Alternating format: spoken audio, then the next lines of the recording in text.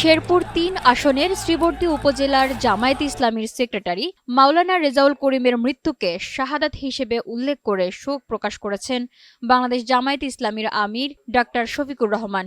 বুধবার ২৮ জানুয়ারি রাত ১১:৩০টার দিকে নিজের ভেরিফাইড ফেসবুক পেজে দেওয়া এক স্ট্যাটাসে জামায়াত আমির বলেন, শহীদ হয়েছেন মাওলানা রেজাউল করিম।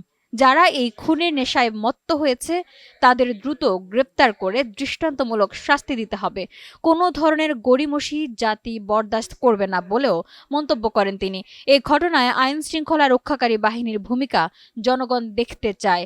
এদিকে রেজাউল করিমের মৃত্যুতে শোক ও ক্ষোভ প্রকাশ করেছেন জাতীয় নাগরিক পার্টি এনসিপির আহ্বায়ক নাহিদ ইসলাম। বৃহস্পতিবার সকালে নিজের ভেরিফাইড ফেসবুক অ্যাকাউন্টে দেওয়া এক পোস্টে তিনি বলেন, দেশের মানুষ যখন দীর্ঘদিন পর একটি বহুল কাঙ্ক্ষিত নির্বাচনের দিকে তাকিয়ে আছে, ঠিক তখনই এই হত্যাকাণ্ড বিএনপির নব্য ফ্যাসিস্ট হয়ে ওঠার চরিত্র স্পষ্ট করেছে। হামলা করে প্রতিপক্ষকে দমন করার এমন হীন চেষ্টা শুধু ফ্যাসিস্ট লীগের চরিত্রকেই স্মরণ করিয়ে দেয়। নাহিদ ইসলাম বলেন, এই ধরনের হত্যাকাণ্ডের মাধ্যমে ১১ দলের জোয়ার বন্ধ করা যাবে না বলেও মন্তব্য করেন তিনি আরও বলেন, সহকারী রিটার্নিং অফিসার ও আইন শৃঙ্খলা রক্ষাকারী বাহিনীর উপস্থিতিতে এরকম বর্বর হত্যাকাণ্ড দেশের সার্বিক নিরাপত্তা পরিস্থিতির জন্য অশনি সংকেত।